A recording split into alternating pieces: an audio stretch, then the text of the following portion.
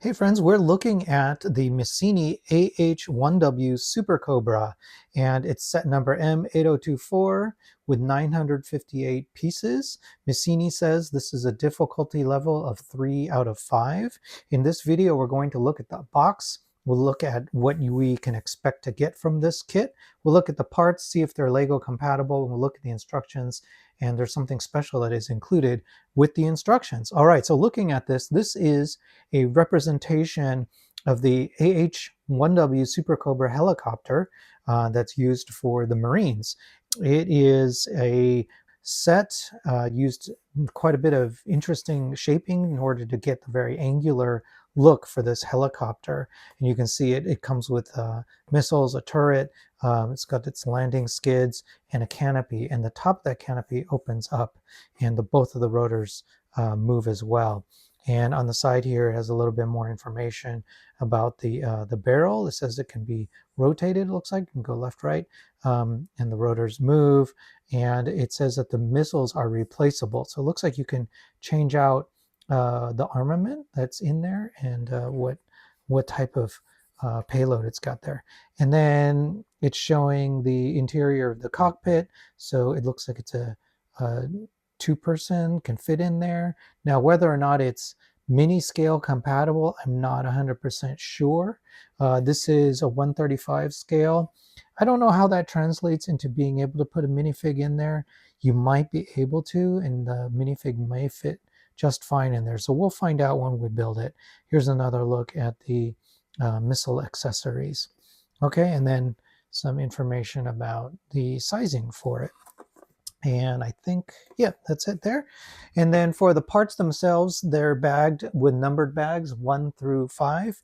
They are LEGO compatible. Everything here looks like familiar colors, familiar part types, and everything is a printed decoration. So there are no stickers in this set. So those of you who don't like stickers, don't worry. And there's, for example, there's another printed thing for the instrument displays.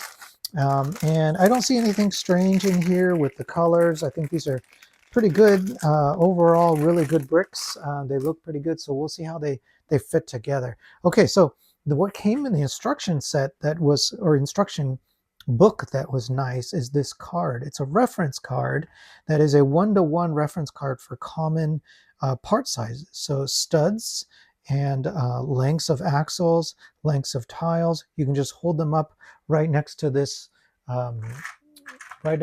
card to kind of understand if something is 1x4 or whatever size you're looking for, as well as the angles. It's always helpful to know exactly what angle you're looking for.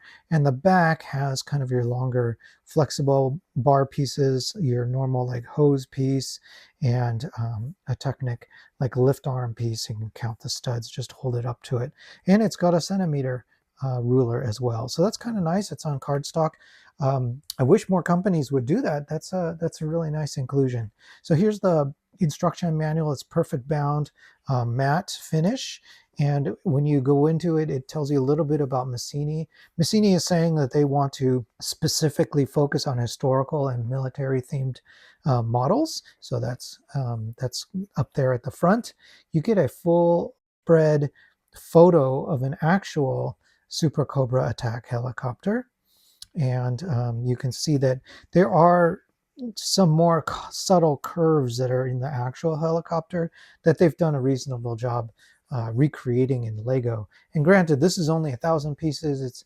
It's not that big of a scale, so for them to have used some parts that don't have as many curves is, I think, okay, especially at this particular scale. Here's another photograph. It tells you a little bit about the Super Cobra and its history. And then we get some photos, some nice photos of the actual model. And we get a statement from the designer of the model too. And the model designer statement is here, and the model designer is named on the box as... Oh, the model designer name is named on the instruction booklet right here, Darth Designer. And we have a quote from that designer.